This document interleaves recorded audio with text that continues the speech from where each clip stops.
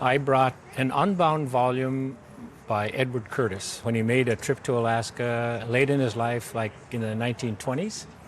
And he came along the western Alaska coast, Nunivak Island to King Island to Kotzebue, where my hometown.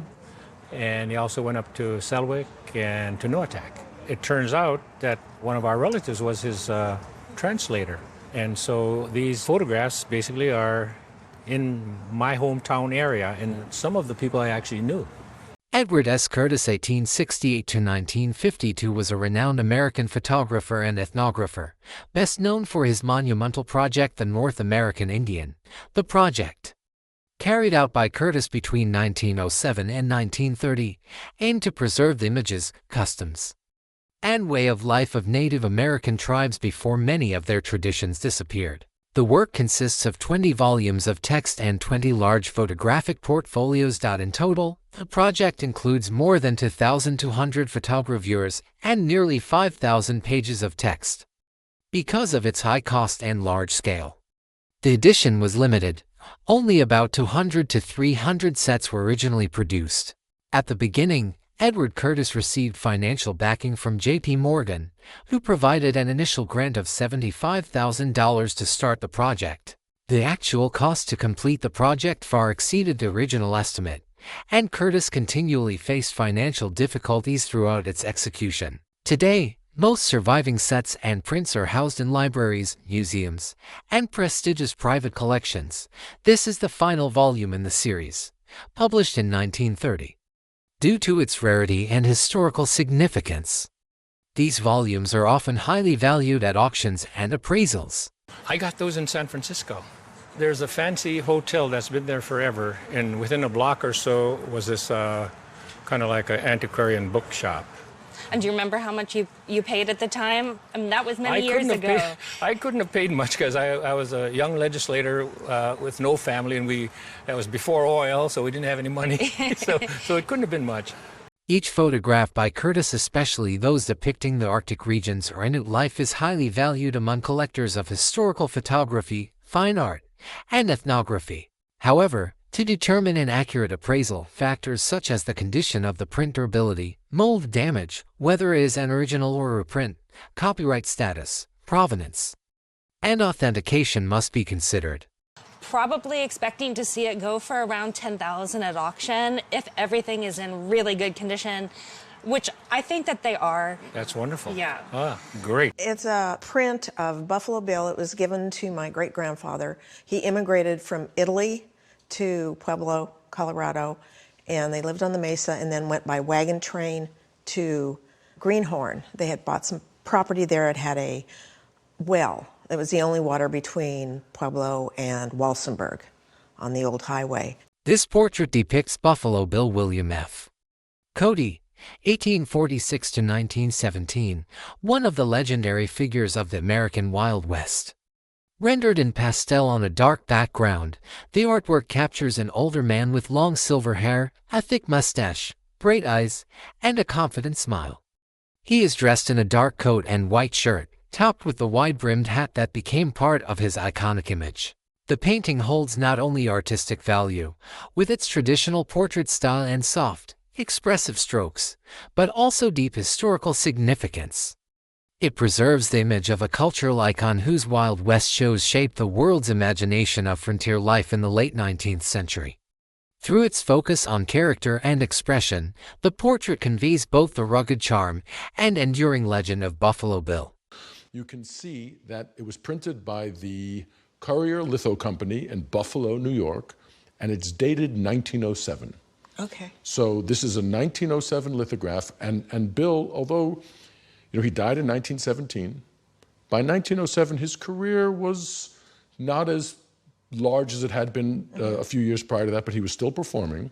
If verified as an original piece from the time when Buffalo Bill was alive or shortly after his death in the early 20th century, its value could be very high at auctions specializing in American art and history. Beyond its artistic value, the painting also carries symbolic significance, closely tied to the legend of the American West. It might have some extra appeal. Buffalo Bill really is still one of the top marquee names in collectibles. At auction, I would estimate it between $4,000 and $6,000. Okay. I was wondering if you might read to us this inscription. Certainly. It says, portrait sketch Lily, big game hunter and scout, age 70 years, by W. Buck Dunton, Taos, New Mexico. W.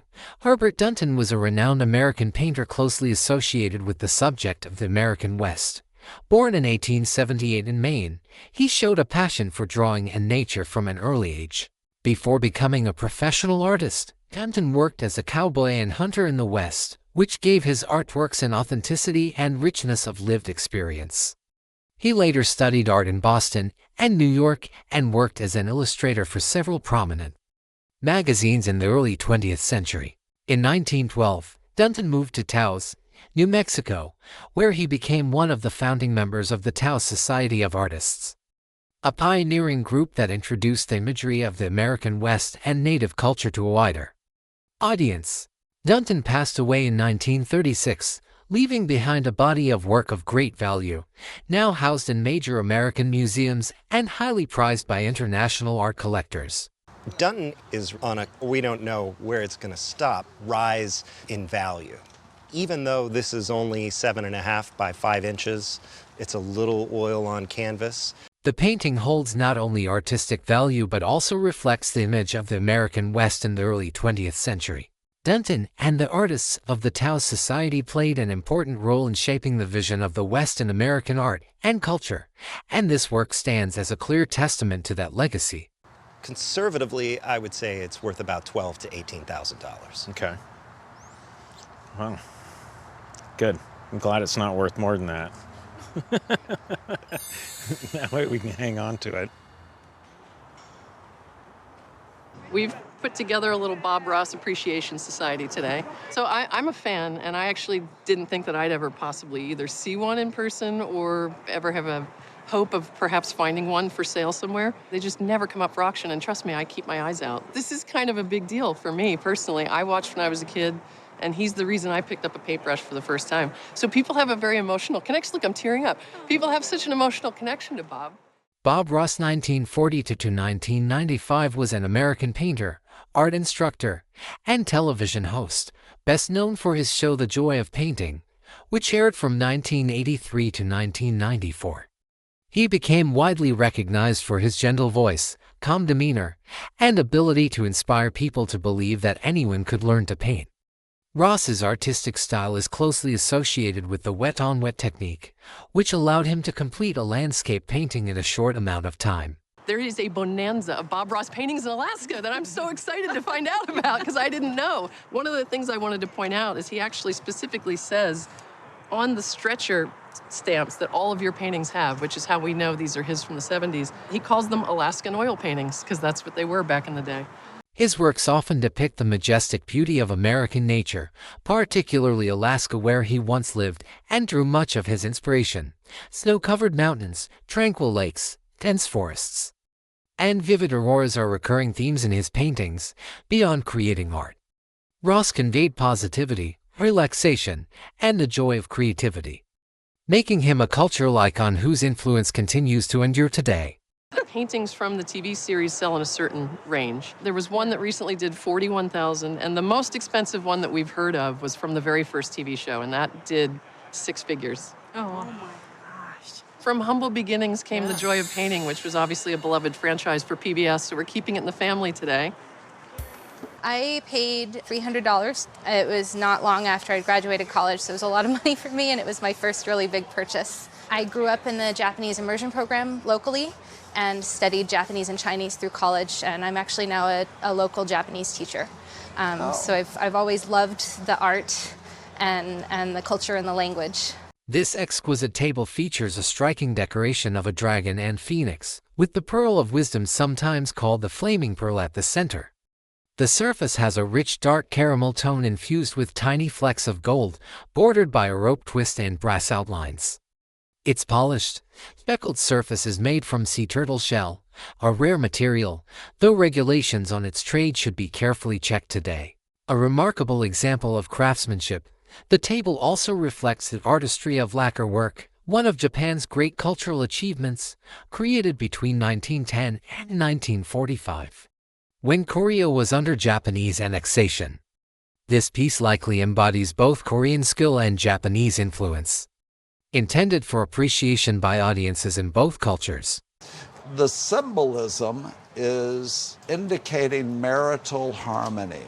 Not only is this talking about marital harmony, it's looking back into the very foundations of Korean society.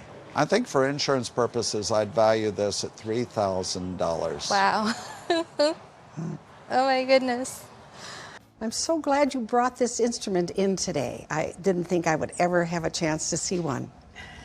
It's a little bit like bumping into a woolly mammoth, to tell you the truth. 5 generations back, her family lived in Nottingham, England, where this handmade bass violin, or violoncello as they called it, was played in the Church of England. When the family decided to emigrate to America, settling in Milan, Michigan, they held an auction before leaving. The instrument was listed for sale but apparently did not sell, so they brought it along on their journey. Ever since then, the bass violin has remained in the family, passed down through generations as both a treasured heirloom and a link to their heritage. When I moved to Alaska in 1994, I brought it with me, not sure what else to do with it, and we've had it here ever since. So you're right, it's very similar to a cello, violoncello, and I saw that auction listing, and indeed it was referred to as a violoncelli, but it's a bass violin. In the history of musical instruments, the bass violin is now extinct but was once widely used in churches for its powerful sound. Its narrow ribs, about half or 2/3 the width of a cello's, allowed for stronger projection, making it ideal for large spaces. Most were made in the late 18th century and used until the 1830s-1840s. The instrument shown here, dating from around 1780 to 1790, is in remarkably good condition, and usually, its belly is made of mahogany instead of spruce, a choice that helped preserve it from worms. This makes it a rare and historically valuable piece. I think that in the marketplace today, it's not that it has so much value, but it is rare and it's interesting, and your family has preserved it all these years, so bravo. I would value it at a price that would reflect what a basic cello would be worth today, and that's about $1,500 to $2,000. Oh my goodness. In the retail market. Uh-huh. Yeah. Okay, well, we mostly wanted to know about it, and that's exactly what you've shared.